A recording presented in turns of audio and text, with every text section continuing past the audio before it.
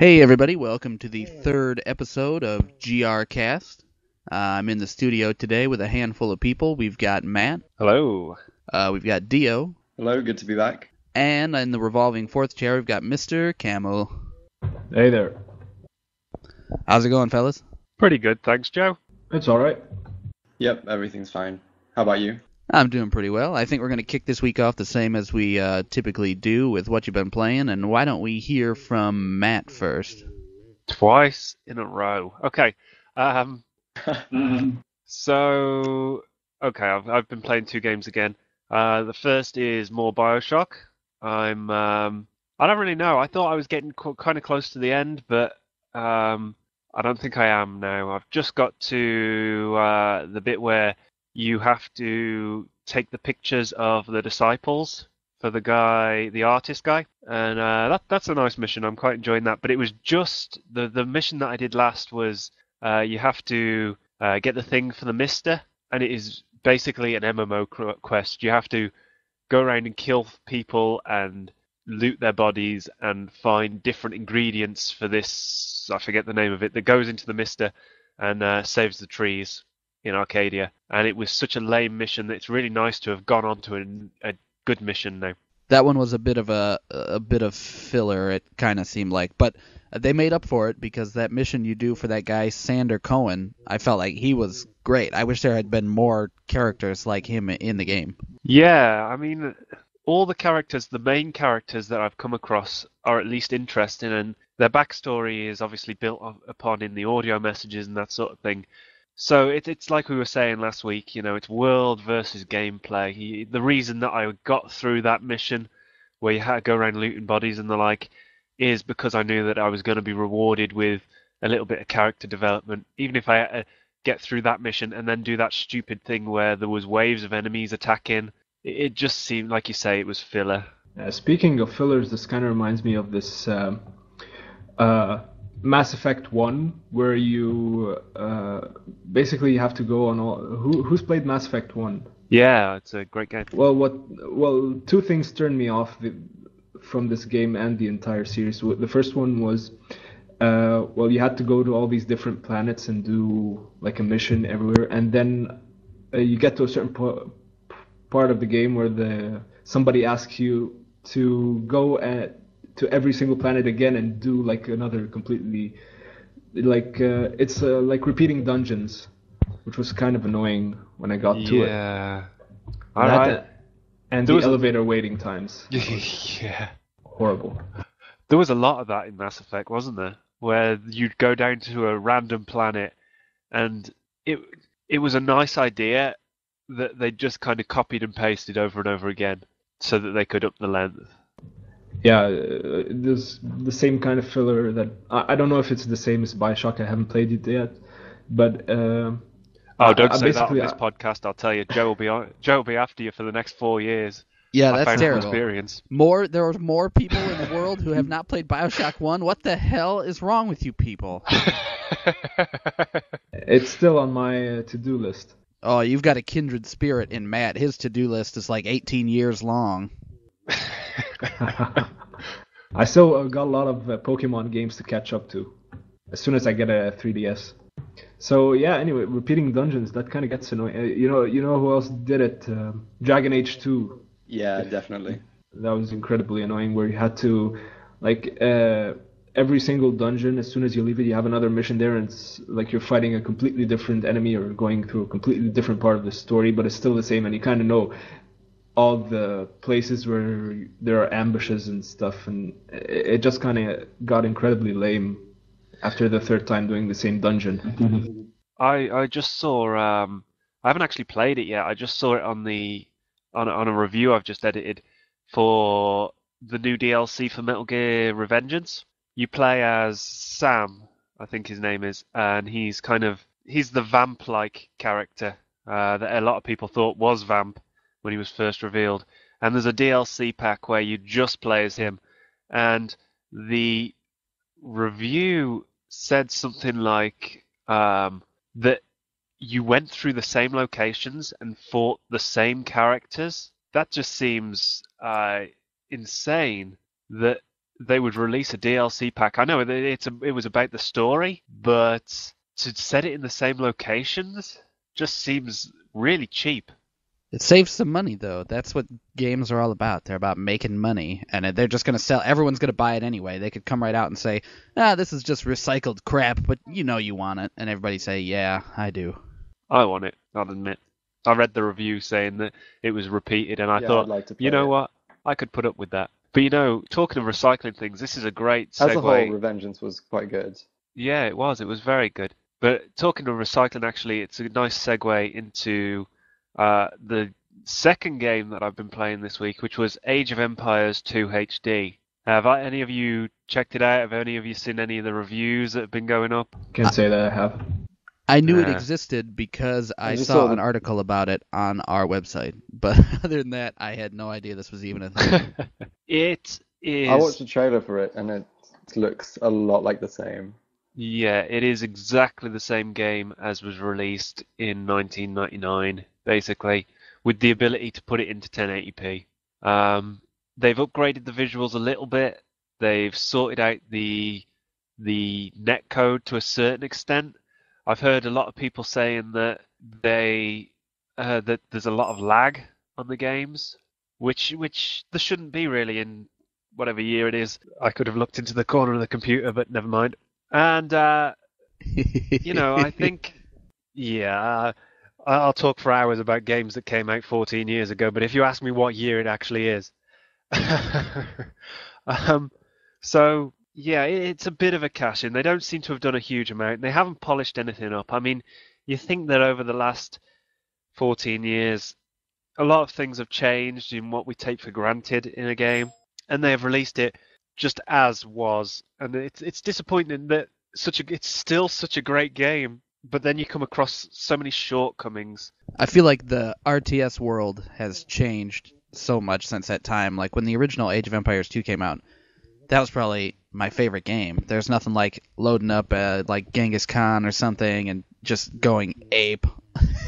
But man, there's something about the historical, I don't know what you call it. It's not like accuracy necessarily, but it was just cool how each different faction had specific units tailored to the type of things they were great at in real life and everything. But yeah, that's not the kind of game I feel like really translates well to the modern age of RTS games. My only real complaint in that regard is how slow it was. I mean, I cannot believe that I spent hours of my life waiting for a couple of guys to knock over a tower. It literally takes 3 or 4 minutes. And I'm sitting there just watching the same animation over and over again, thinking, come on, fellas, you can do it. Go on, you've nearly got it. The flame animations start. Come on, you can do it. Keep going. Slightly more flame. Come on. 5 minutes later, they actually manage to knock it down, and then one guy comes along and kills all my units. But yeah, that's the only real complaint, that it is quite slow. Meanwhile, in StarCraft, if you're playing against somebody really good, they could kill you with Zerglings in like 3 minutes from the beginning of a match, and it takes you longer than that to burn one building down in Age of Empires. Yeah, I'm playing StarCraft 2 online, and I just did not fare well at all. Yeah, because you always go against these hardcore players that literally memorize every single shortcut on the keyboard and just kind of overwhelm you. Because the way I usually play strategy games, like maybe the most strategy game that I've ever played was Red Alert 2, and I could never multitask. So it was always like do one thing at a time, and that's where the online community really gets you, is that they can do like a billion things at the same time, build something and send troops over there, and it just gets so overwhelming that you just quit playing altogether. Yeah, and the funny thing about that is that there are times when I feel lucky not to have lost a single player game. You know what I mean? So it's more and more impressive that they can do the things that they can do. Yeah. Mm-hmm. Yeah, the people who are like professionals, it's absurd. It's not even a game anymore. It's not even fun. Like when you get to the point where you're just basically going ape and clicking 1,000 times a minute, and this is going there, and like you're not even playing a game really. You're just doing a job. You're like running an assembly line at high speed. Developed carpal tunnel by the age of 21. There's some whenever you get to the point where it's like you have to be very, very serious about it, like the type of people who can play fighting games and they know everything about every individual frame of an animation and they can cancel out of it by this point, and it's like it's not fun to me anymore. I want to play the game. Once it gets to the point where it's like you have to be an expert of every little bit of minutia involved, I'm out. I'm not interested. It gets to be a bit systematic in the end. I think the problem is, Joe, that you use that as an excuse anyway. I remember when we was up against each other for trophies, and you lasted about a week before you started going, this isn't fun anymore. Yeah, that's true. I tried to like getting trophies, and I didn't. I can't force myself to do boring things for an imaginary reward. Call me crazy. Well, the reward was beating me. That is crazy. It is the achievement thing that's going on in every single game today, isn't it? Yeah, but, I mean... Yeah, I guess, but... Go on, mate. They add some longevity to the game, some replay value. Like the Dishonored trophies, for example, were a very good example of good trophies to get while still enjoying the game. The only time that these rewards are negative is when they're online, and it's like, I want to say it was Killzone, and it's saying like play 2,000 matches and things like that, and there's going to be such a small percentage of people that do it that it's just not fun. I don't mind a challenging trophy, but if that trophy is going to mean that I'm going to have to do the same thing over and over again when I don't necessarily want to, that's when it gets boring. And I mean, on the other hand, there's things like Metal Gear Solid 4, which got a trophy patch last year, and I played the hell out of that, and I got all but 2 trophies, and one of these trophies requires that I play that game for about 40 hours or more. I don't mind doing the big boss run or whatever, but the one run through that you have to do to get this icon is you have to just play badly. You have to kill like 200 people. You have to take more than 40 hours or something. You've got to spend more than an hour in a box. You've got to spend more than an hour up against a wall. You have to die more than 200 times. And there just comes a point where you think, well, that playthrough, I'm not that crap at that game. I would have to try so hard to be that bad that it just is not worth the effort.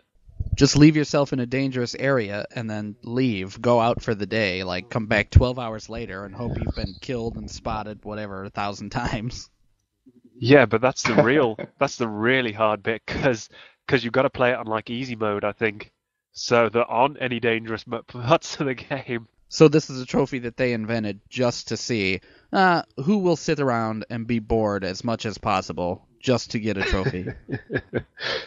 Yeah, some developers just tend to push trophies with the games just to increase the game's length in the worst possible way.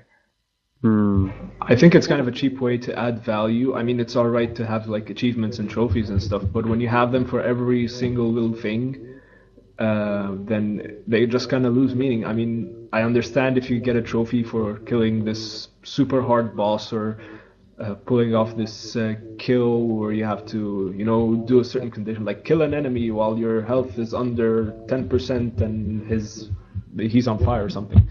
But and I used to be a World of Warcraft player, and when they introduced achievements in the game, like you get an achievement for buying your first mount. It's like, it's not really an achievement, is it? It's just buying your first mount.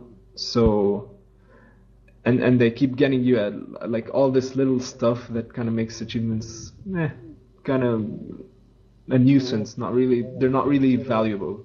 I think a lot of people, I mean, I can only speak for myself and the kind of people that I interact with, but for me, I tend to see it as a progress. I think they've given it this huge name, achievements, trophies, you are being rewarded.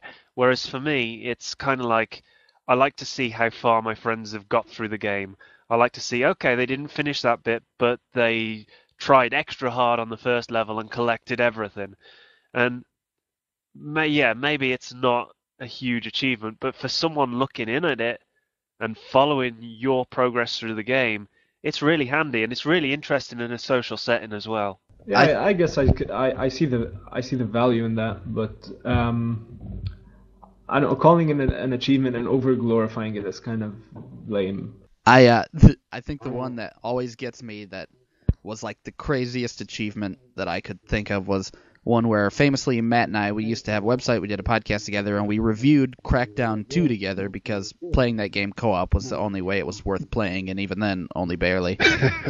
But there was an achievement where it was something, I don't remember it exactly, but it was something like you had to blow up a certain amount of guys from the gunner's seat of one of the, vehicles, while the vehicle was flying through the air and upside down.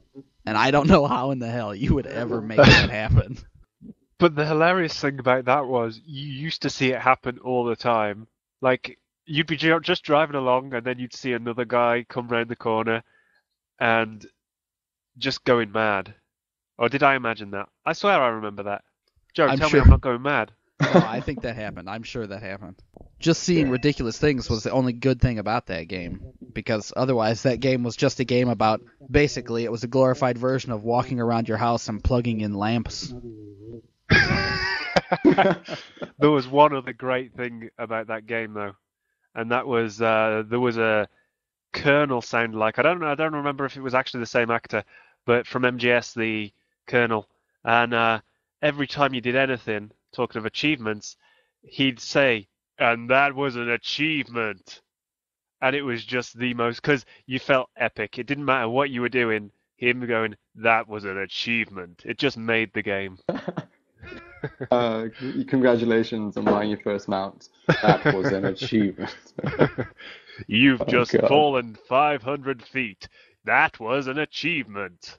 You've just earned 1 gold coin. That was an achievement. Yeah, somebody needs to make a World of Warcraft mod where that guy's voice just pops on anytime you get one of their easy achievements. Yeah. I feel like we probably had better move along on what you've been playing, or we're never going to get through everything. Why don't you go ahead, Camel? Well, recently I've been playing 2 open beta games. First one is Path of Exile, which is a Diablo 2, what do they call it? A port? Is that right?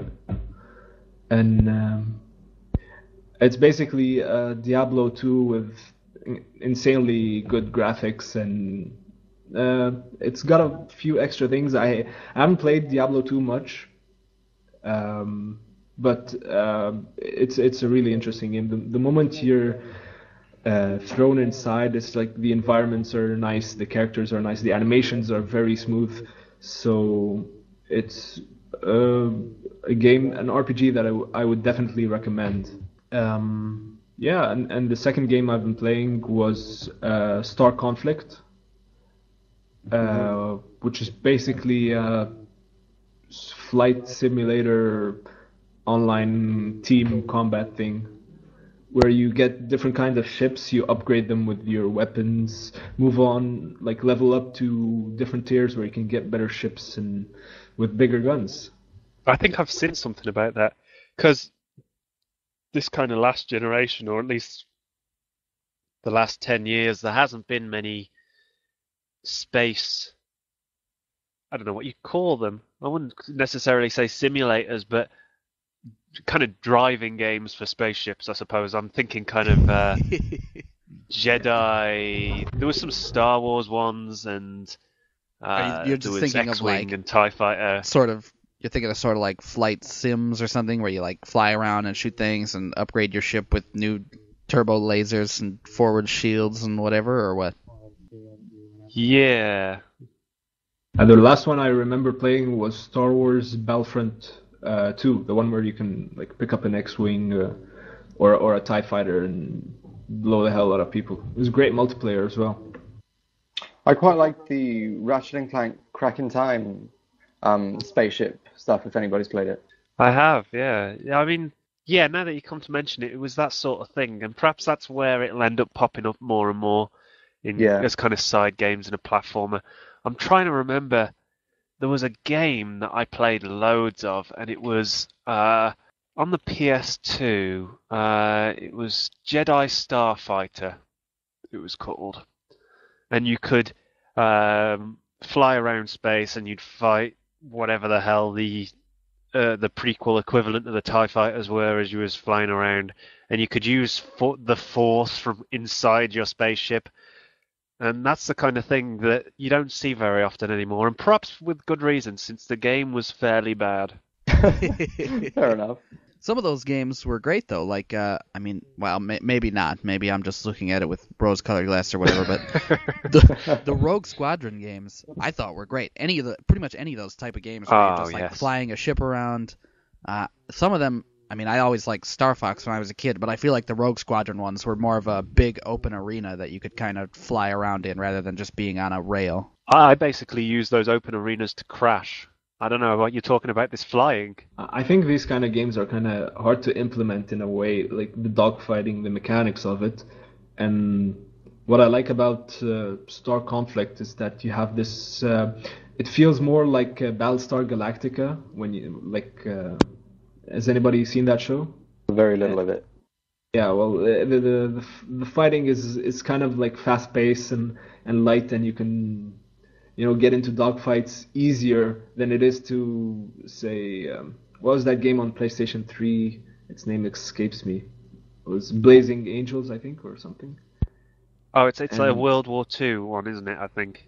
Is that what you're thinking? Yeah, no, it was one with like an F-16, and basically you'd fly jets around and try to destroy. But it was too restrictive. Even like in a terrestrial environment, you'd always end up crashing on the ground or going up into space and then, I don't know, blowing up or something. It was a really long time ago. Anyway, so that's what I like about it. You can hide behind asteroids. You can get into dogfights that are much more fun and engaging than just flying around randomly and shooting stuff and then crashing into the ground because you have no idea how to control your aircraft.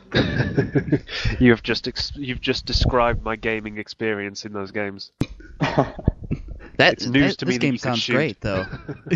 This game sounds grand. It is very great. I would highly recommend it. It's free to play for now, anyway, and they have this shop where you can buy items and stuff. But it's all like either aesthetic stuff or stuff you could get just by playing regularly. So it's kind of like a shortcut to pay the money. And there are 3 types of ships in this game. So you have your interceptor, which is like the fastest and the weakest ship.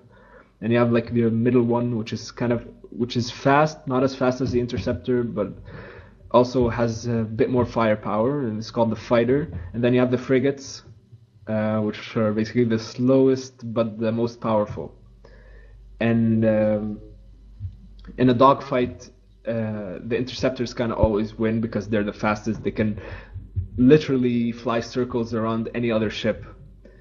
And there are 3 factions, and with each faction, you get its own special kind of model. They're called special modules, which are like special weapons you use for the which was it?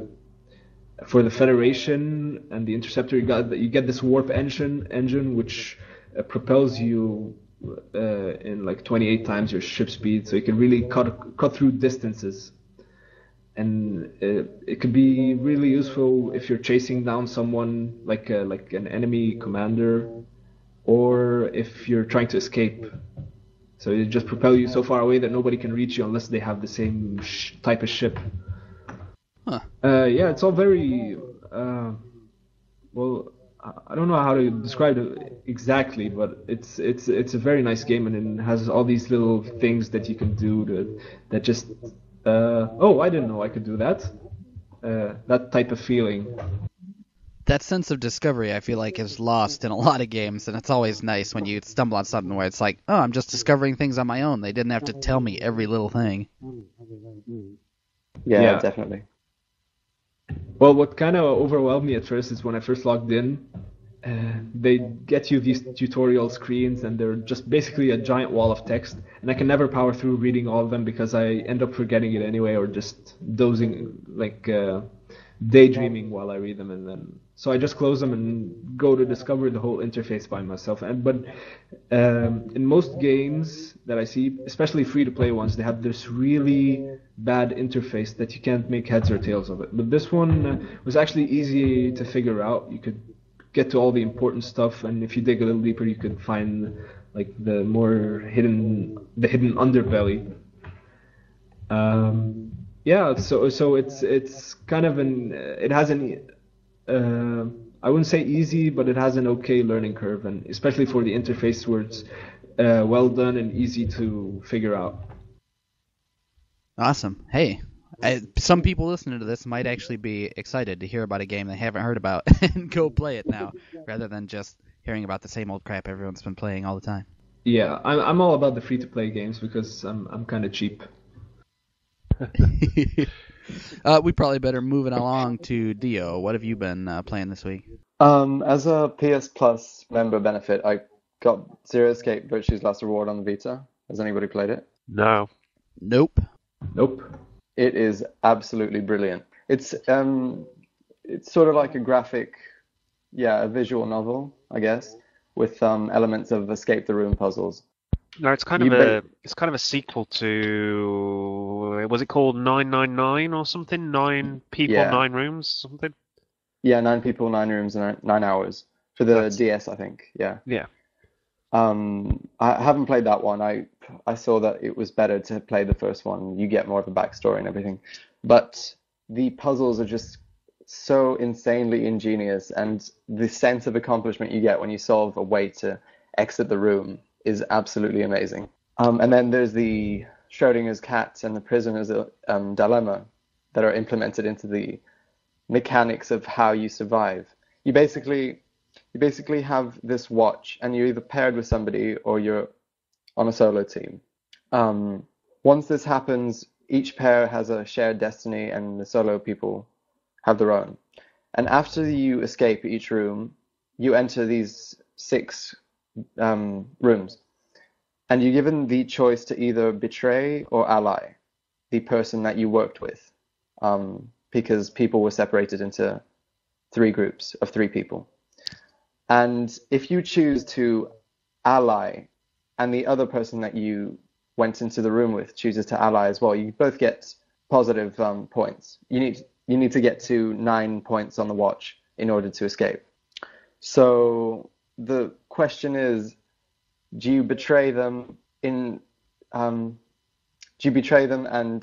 get more points if they ally with you, or do you ally with them and risk losing points because they betrayed you? It's a lot of philosophical just conundrums packed into one game, and the mechanics of the escape rooms are just brilliant. That sounds awesome. And it's free on PlayStation Plus. Yeah. Wow, this does sound fantastic. Quite good. Huh. I It is would always absolutely betray. amazing, yeah. My default stance is betray everyone. Survival of the fittest. Exactly. You know, in all the games where you have like these morality decisions, stuff like Fallout, where you have the karma meter or something, I always my thinking always goes, okay, this game was basically made for me, so I can do whatever I want. But in the end, I feel sorry for the little digital guys. And oh, I don't wanna be a dick. You know? I don't want to be like this guy who just like randomly kills people and then gets the bad karma meter.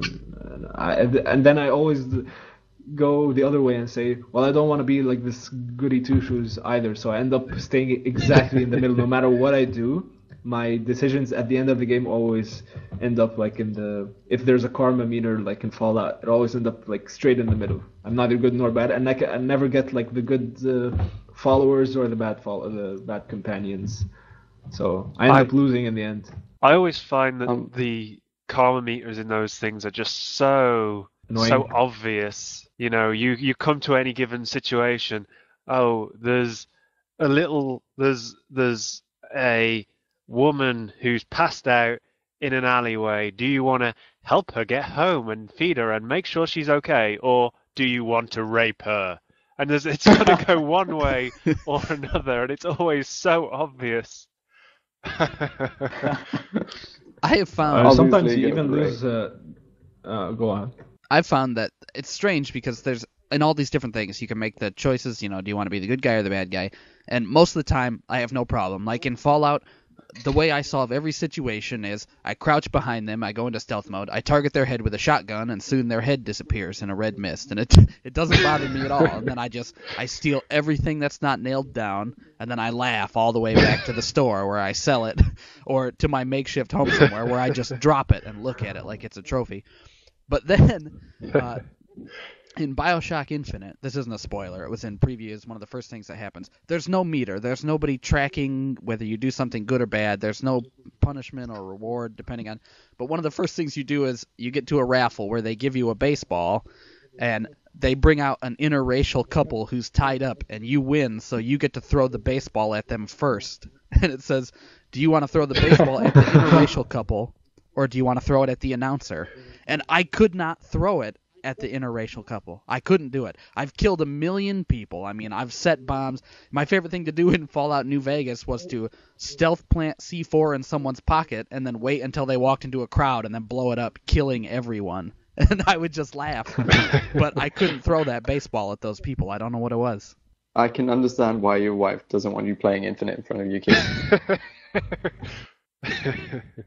So maybe it's just because that's more of a real situation to me or something. Obviously, I'm never going to have a chance to put C4 in someone's pocket and blow a bunch of people up. I would not be interested in doing that. But I don't know. There's something so weird. It feels so wrong to me to press the button to try and throw the baseball at that couple. I couldn't do it. And I choose the evil choice in everything just because it's there. I don't know. I'm softening in my old age now. I'll just take it. I guess these good or bad meters always felt like an in-game Santa Claus. It's like he watches everything you do, and he can tell if you're naughty or nice. And yeah, but the reward for being evil is so much better.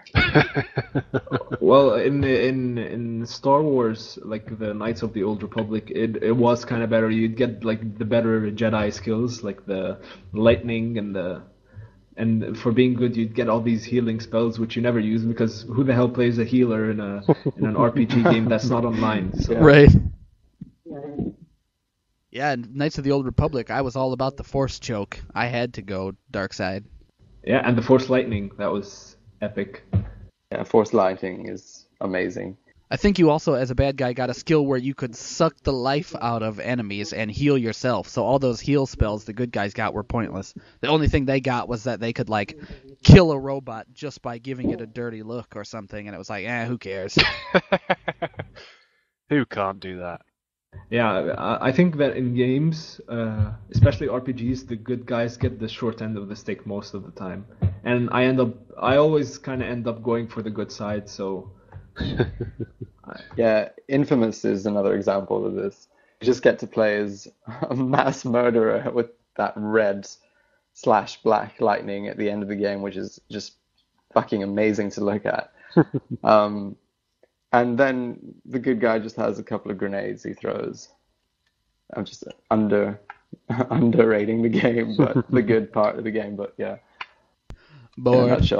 Forget that guy. Just throw grenades and blow up everyone. Blow up cars. If I kill one bad guy, it doesn't matter if I killed 1,000 good ones. That's my stance on video game violence.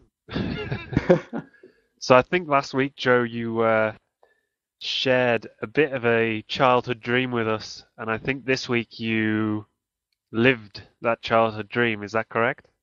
That is correct. Yeah, that segues nice into what I've been playing, which is I didn't play anything at all the entire week until last night when Matt said, you know what you should do is you should try Toe Jam and Earl, which I promptly did.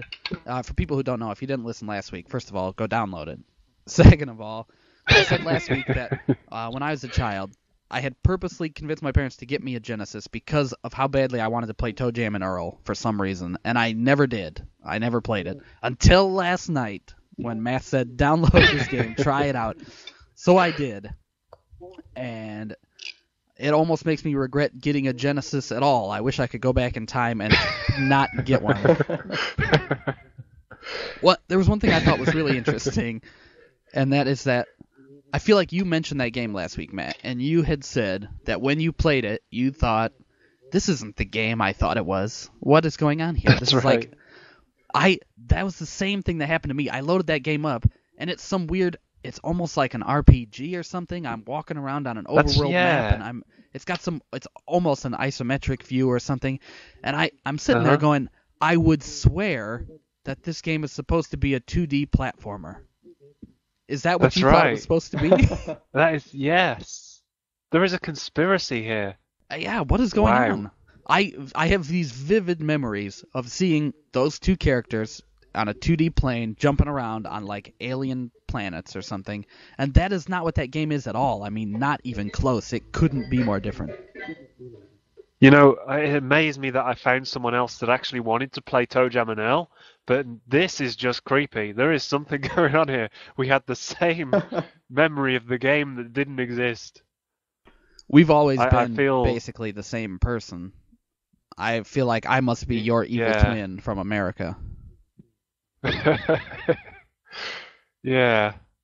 I'm the classy one. Yeah. Well, because you're British, there was no contest. I was doomed from the start. Yeah. So what exactly is this game? Because I haven't heard of it before, and what does it have to do with your dreams coming true or something? Basically, I had spent all this time as a kid. When my parents finally got the Genesis, every week we would go to the rental store, and I would hope to find a copy, and it would always be checked out.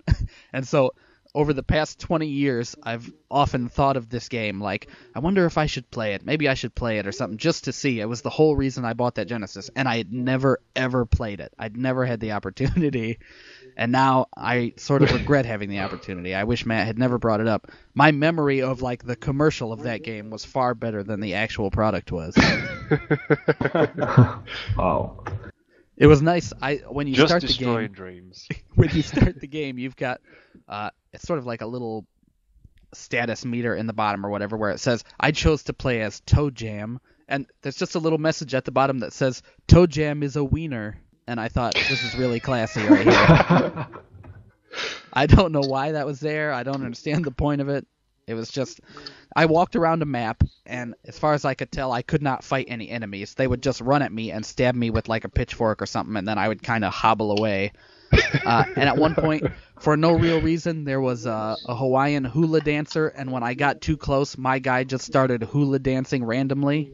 And I think it was some sort of distraction trick, because then all the enemies charged at me and started trying to poke me as I was hula dancing, and I couldn't move. And it was bad. Wow. It sounds pretty bad. That I would sounds say like a game I'd like to play, though. you should. Yeah, I would like to obtain try it. it. Try if you can last more than the like 20 minutes that I lasted. I will give you an internet trophy or something. I'll print you a page and send it. I'll send it with a digital voice message that says, "This is an achievement." Coming up next week on the GRcast, everyone gives their opinion on a 20-year-old game. the ToeJam and Earl hour. Where everyone's a wiener. Just Speaking of announcers, this is an achievement. Has anybody played the Dota port called Han, Heroes of New Earth? Yes. I have. Yeah. I gotta admit, they've done a pretty awesome job with the announcers, because I haven't seen any game do anything like it. There might have been, but I haven't noticed them. So basically, for those who haven't played the game, you can buy different kinds of announcers with the in-game currency that you get from winning matches and stuff. And they keep adding new announcers every once in a while, and they have these awesome announcers like Duke, the guy who voices Duke Nukem. He does, like, whenever you get a kill streak, he'd go like badass or something, something similar. And they have this posh Victorian British guy. So it really makes you wanna it makes you enjoy the game more. It's something I'd really like to see more games do. Games with like multiplayer games with announcers. You know the best thing about Heroes of New Yeah, I Earth, think as opposed to Dota or League of Legends? I've yet to come across a single player that's fucked my mum. I've been in all these games, and I'll tell you what, I had no idea the things she gets up to. Apparently, online, everybody's mother gets fucked by everyone. So I don't know where this is going down. I'm completely up for it, mother swapping, but so far, I'm unaware of where it happens. We're just a generation of people with very trampy mothers, I think. It must be what it is. it's the sexual revolution. Moms just want to have fun, huh? Ugh, I don't like the think direction this is the only going. thing I actually... Yeah. Awkward. Go ahead, Dio. You were going to say something the probably only thing important. I actually enjoyed... I think the only thing I actually enjoyed from Heroes of New Earth were the announcers themselves, because I'm so bad at that game. I can play League of Legends and Dota 2, which I've played recently, but just Heroes of New Earth just keeps on messing around with me. It's terrible. You know what I really don't like about this game is the lack of feedback you get from your avatar or your character while you play. So you could be clicking around, you're in the middle of a fight, and then you die, and you don't even notice that you're dead. You just keep on clicking, and then like 5 seconds later you realize, oh, I'm dead. No, I die so much. I can notice when I'm dead. No, it's kind of like the lack of feedback you get from the game, like I don't know, the screen blacking out when you die, like a League of Legends, or you get some kind of response that lets you know what's going on, because sometimes it can get so crowded and like the battles can move and you like to the corner of the screen and it's just visually so distracting that you can't even keep track of like which character are you. So it's kind of nice to have that bit of feedback to let you know, oh, I'm dead, or oh, I'm, I think League of Legends has done... User disconnected from your channel. Oh. Oh, we lost Dio there. I think whenever I play any of these MOBA games, like no matter what it is, it could be League of Legends, it could be Dota, like any of them, as soon as I see another player coming, like if I'm going down the thing, I'm helping my little bots out, I'm like, yay, we're attacking a tower. As soon as another player from the other team is coming, I just assume I'm about to be dead. I don't even need the feedback from the game. It sounds like you play these games well. No, is that the impression I'm giving here? Because that's not the case. They're games that I would like to be good at, but once again, I feel like it's one of those things where if you're going to be really good, it's going to have to be a job, like a chore, instead of just being a fun game to play. I have fun games to play, friends. Yeah. I feel you're gonna say something before you disconnected. Oh yeah, sorry, I pressed the D button by accident. I think League of Legends has done a very good job incorporating the fact that you've received hits, and it shows very distinctly and clearly that you have taken damage, and what damage you do, you deal, etc. Yeah, that's why I prefer League of Legends over HoN, although HoN is a bit more challenging in a sense, like the gameplay and I think like League of Legends is kind of an easy mode version of the Dota or the MOBA genre, where HoN is like a bit hardcore, though not as hard. And Dota 2 is like in the middle. Yeah, I definitely agree. I feel like we should make a Dota team. We'd be the worst Dota team ever, but we'd have fun. Yes. It's true. I think that should happen. What we should do, here's what I want to just say, that I think Heroes of New Earth is the greatest game of all time. And the reason I say that is because I only live like about an hour and a half away from the headquarters of the guys who make that game, and I really want to be invited there. I'd love to do a story about what's going on at S2 Games. If anybody from S2 Games is listening, Joe Ryan thinks Heroes of New Earth is fucking great. Like, come on, get me down there. I want to see what you're working on. Best game in the universe. And thank you for protecting our moms. Yes. Wow. Toe Jam and Earl. We got Heroes of New Earth discussion where I'm trying to sell my soul just to visit a game developer. This is a great week. Why don't you just go to the front door and just knock and say, Can I pop in? I've thought about that. Casually. He's done it every night for weeks. Nothing yet. He just stands outside tapping on the glass. In the rain. Out in got the a rain, sad just look. knocking and looking sad. No. Well, wow. Maybe you could do it in like a fake British accent, so they think you're coming from far away. Have Matt give you a lesson. Hello, governor. Might Hello, I mate. pop in I'd like for to it? come into your place of work and have a look around, if you don't mind. Then we could probably have some tea, alright? I feel this is terrible. bordering on racist. Well, it would be if English was a race. Oh, he just wrecked your shit with science. Damn. Oh, man. We are well off topic here, but that's kind of what we do. That's kind of our thing. I know, Dio, you wanted to bring up the new Pokemon stuff. Why don't you hit that up? Because I am hopelessly lost when it comes to new Pokemon information. Ooh, I love Pokemon. Yeah, okay. Basically, as I did the news story on the new Pokemon, the new in bright and speech bubbles, Pokemon, because it just looks so much like a mixture between Mew and Mewtwo, and so much of the Pokemon lore from the first movie especially has just hinted towards it being possibly Mew 3 and either a different evolution form or something completely new altogether. Because like I stated, with the Pokemon names have been named X and Y, which could be related to the sex chromosomes in the human genome.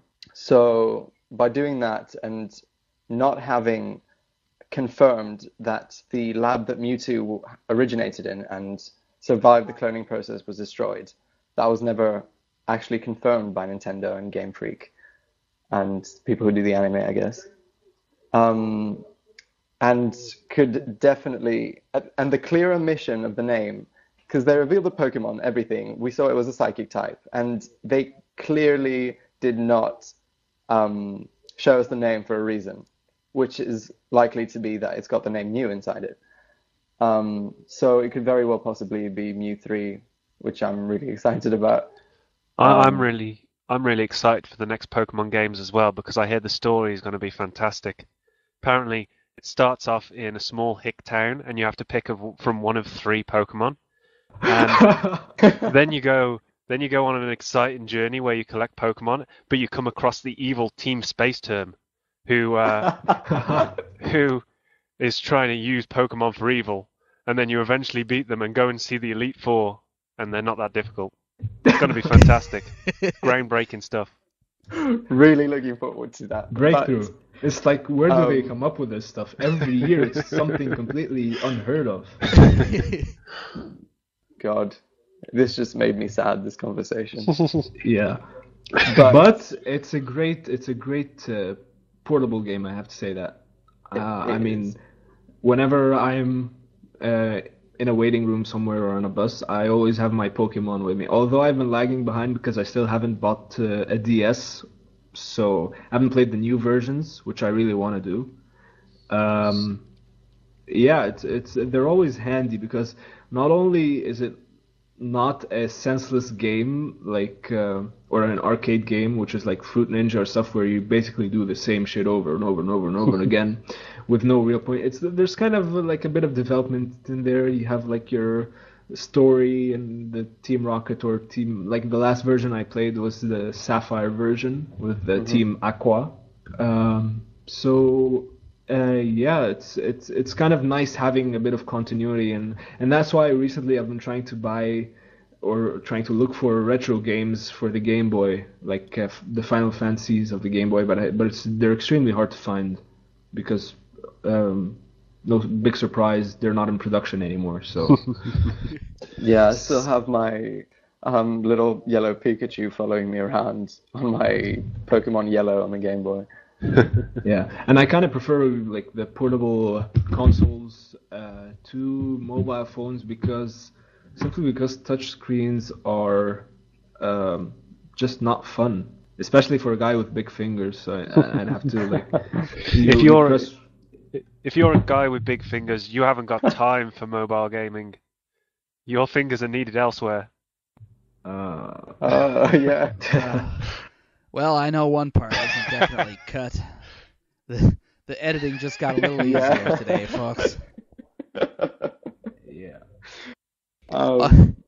Yeah. I know at the beginning of this Pokemon discussion, Dio said something about Pokemon lore, and my brain went, I'm not sure this is information that's relevant to me. I didn't know that Pokemon had lore until he said that. I love those games as a game where I walk around in tall grass, and in doing so get attacked by small creatures which I might want to enslave. And then use them for animal fighting, basically. Yes, that's what I like to do. I play that game as though I'm playing it as an evil character, even though that's not an option. Pokemon Tyrant Joe Ryan. Yeah, it makes you wonder what do you have to do in this universe to be evil, since everybody's running around and having animal fights. So everybody's kind of evil if you think about it. You have enslaved creatures that you use for fighting and violence and entertainment, and then like what do Team Rocket do? They steal those guys, but you already steal them from the wild, so Yeah, but they want to be stolen. Yeah, that's true. they have Stockholm syndrome. Every Pokemon's looking for a nice home with a nice owner. Yeah, they're out in the cold. They're afraid of the elements. They could be eaten by other wild Pokemon at a moment's notice. They need to get in that Pokeball. Yeah. Yeah. I always thought Safe there should haven. be an option in that game where if you lose to another trainer, you can just punch them in the mouth, because I feel like there's no physical violence between trainers in this world. It would really throw them off. Or maybe if your Pokemon, if your Pokemon lose the battle, they'd have to commit the Japanese suicide thing. So that would not make for a fun game. That would make for an epic game.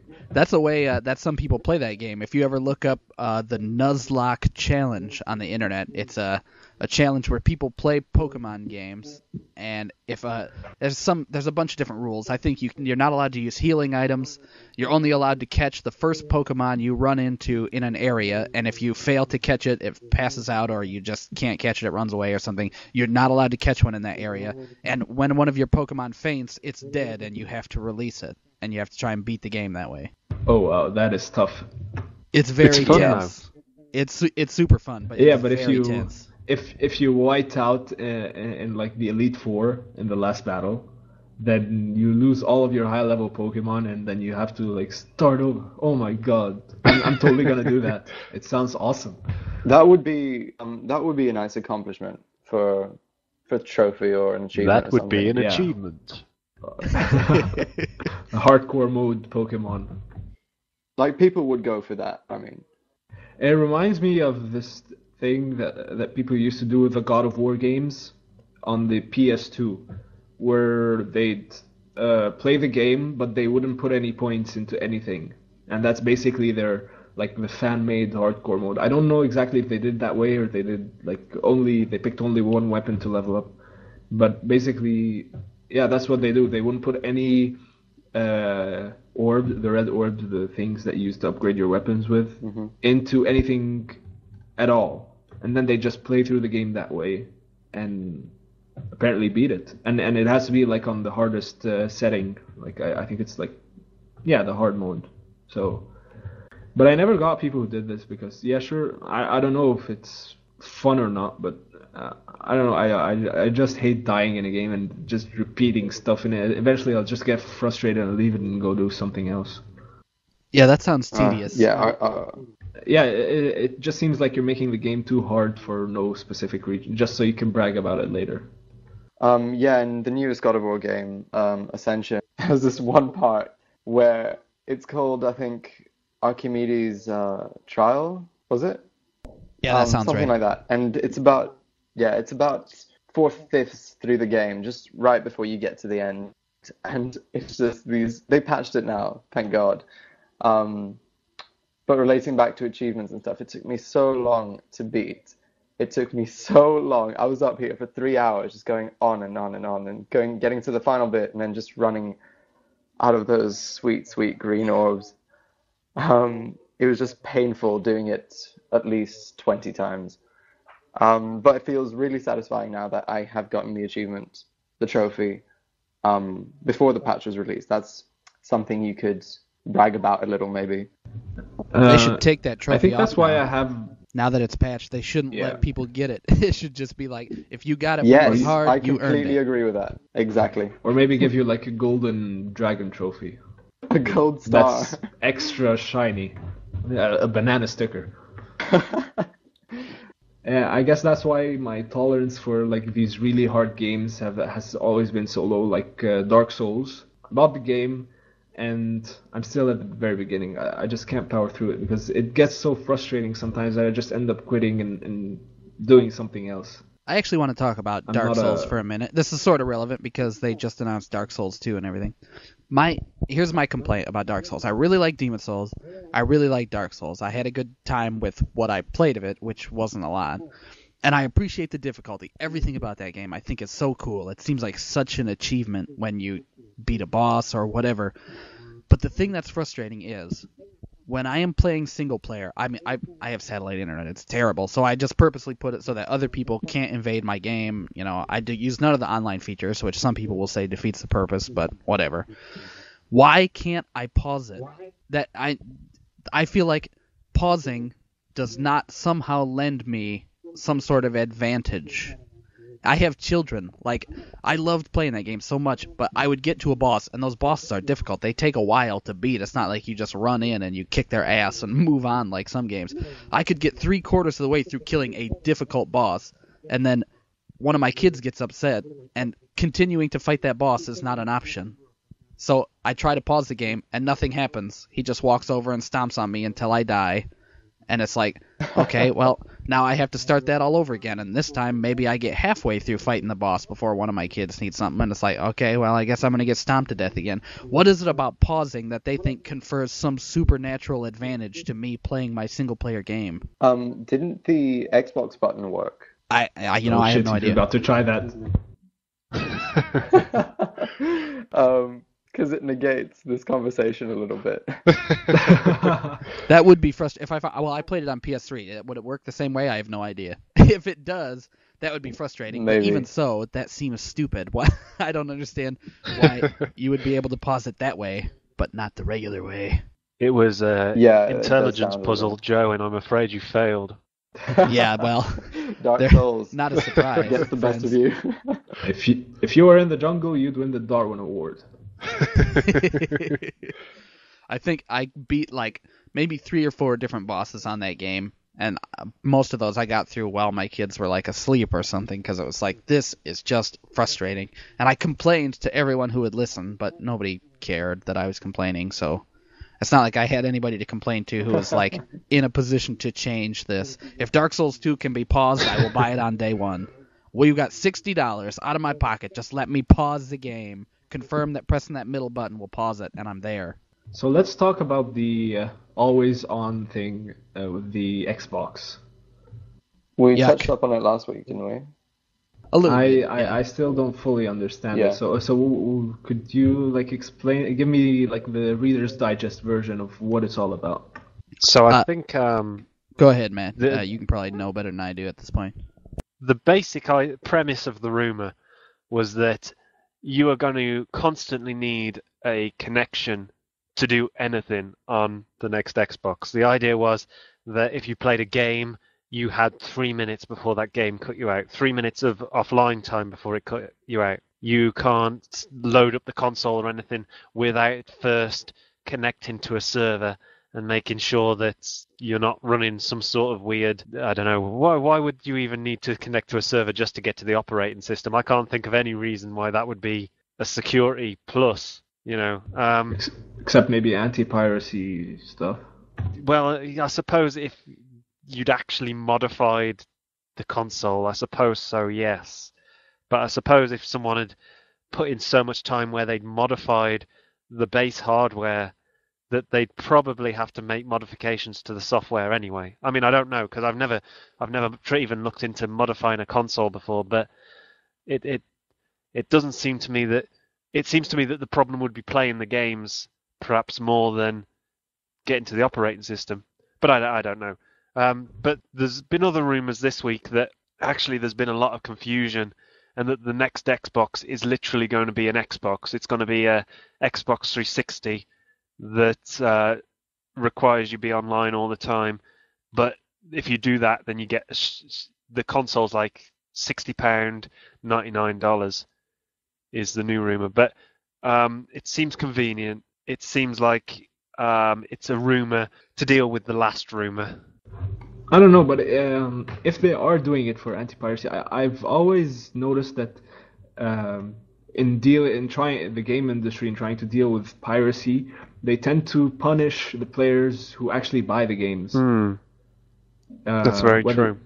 Yeah, so whether it be requiring you like 14 different logins in order to get to your games, or always being connected online or stuff like that, they always tend to punish the people who actually have accounts instead of the people who like download the game from and crack it or whatever. So that if it is, I'm not sure if this online thing is the always online thing is true, or even if it is, it's for anti-piracy purposes. But if it is, then it's kind of showing how the industry is basically fighting the people who buy the games and not really doing anything about the people who it's like a minor inconvenience for the people who are actually gonna break into the games, and just annoying for the people who actually go through with buying the game, and maybe pushing some of those honest gamers outside of pushing them towards obtaining the game and piracy.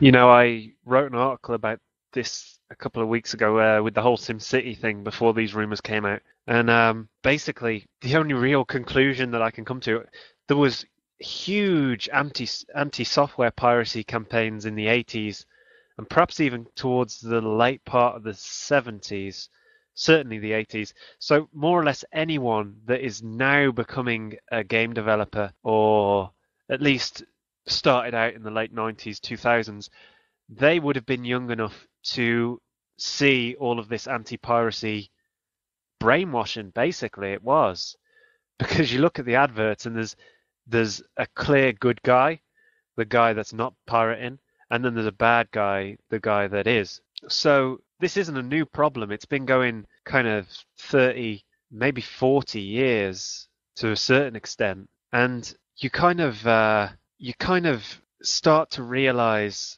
how deep the problem is when you start looking back. If this is one reaction to it, but these developers, it's not just a case of not wanting to lose money to the pirates. They want to destroy piracy.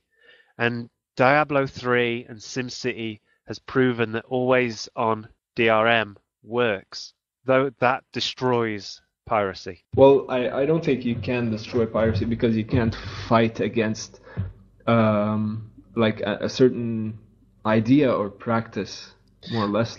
You're right generally, because generally not everyone's going to do always on DRM because it pisses people off. But those games haven't been pirated yet. Yeah, but how successful were they? Very. And also, it's not uncommon to hear about people playing or illegally downloading Diablo 3 and playing it.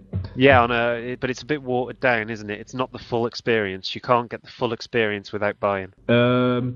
I don't know. I haven't played Diablo 3. Yeah. Because for the mere fact that I've heard so many bad reviews about it.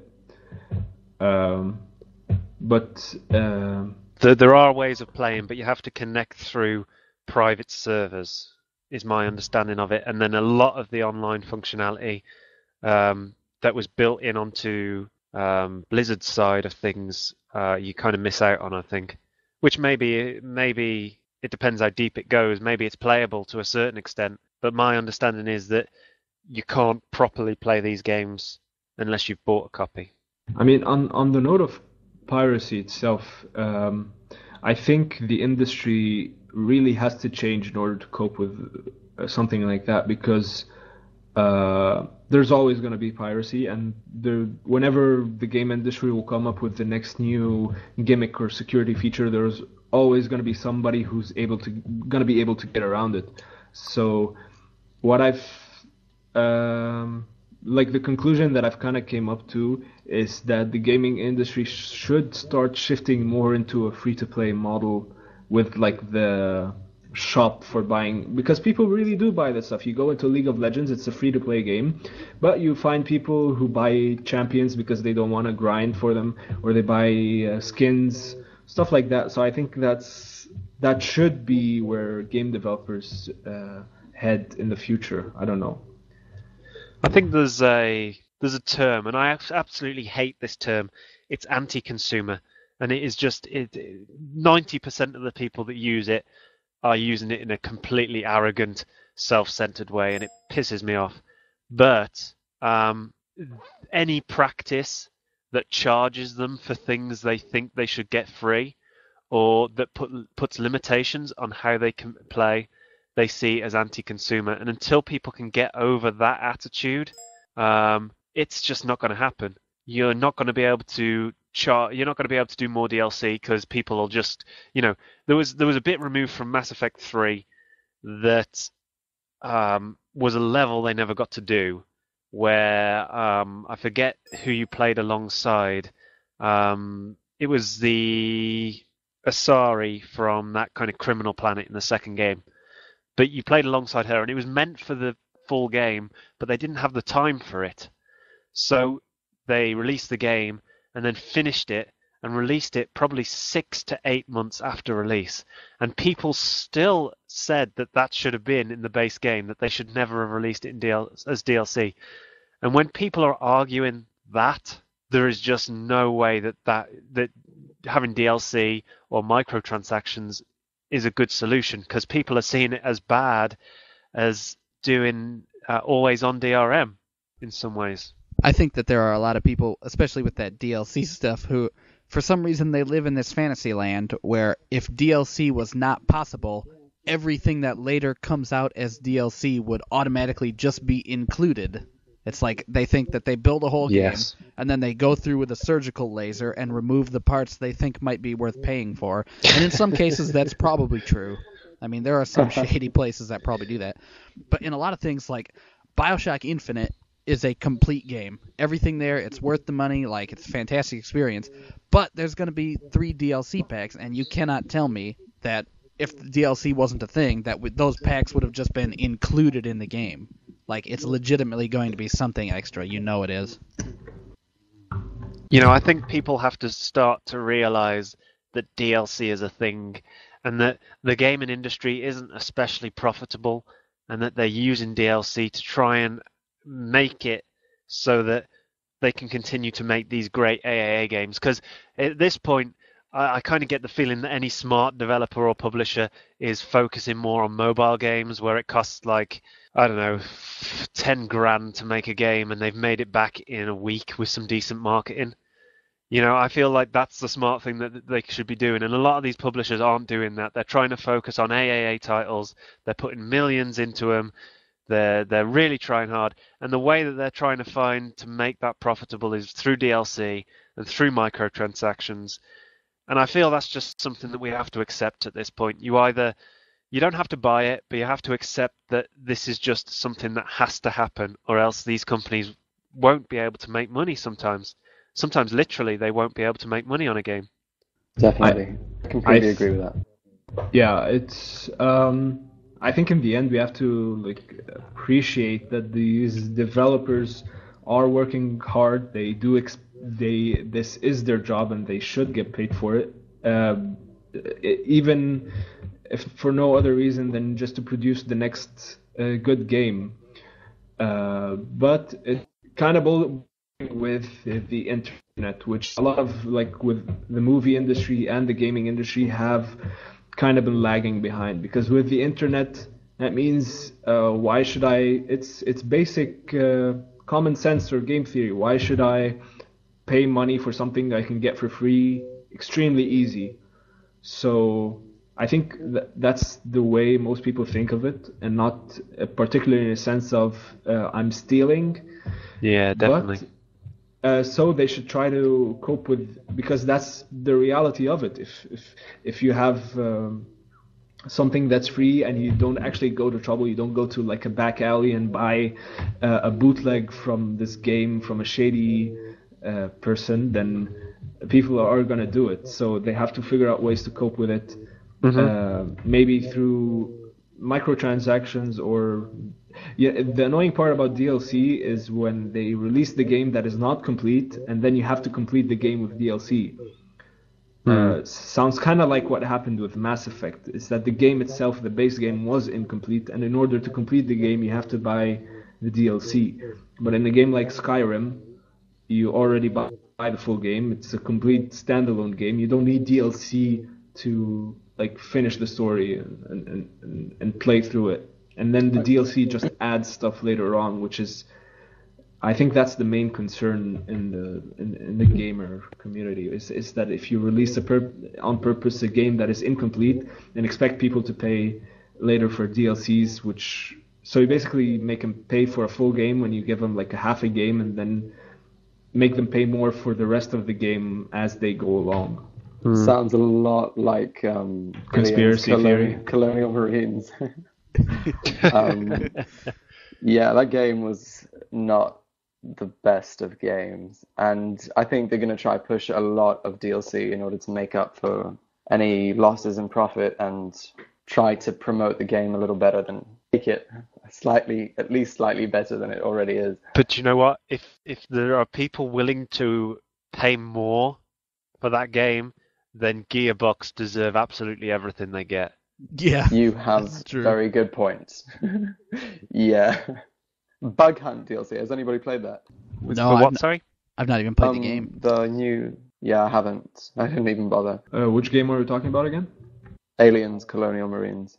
I haven't no, played it. No. Gearbox probably hates us now. Probably. Well, It's everyone all hates right. us to Although begin with. I do love Borderlands though, so I think that franchise is off the charts. I love it. Agreed. I'm a big Borderlands fan as well. Anyway, I feel like we could probably go on about DLC and stuff for ages. So we'll probably, I'm sure it'll come up again, especially with the whole always on Xbox thing. And as the rumors continue to come out, we'll probably be breaking it down more. But for this week, I think we probably better wrap it up. Gentlemen, thanks for joining me today. Thank you. Pleasure's all mine. Cheers, mate. All right. We will see you next week with another episode of GRcast. We're out.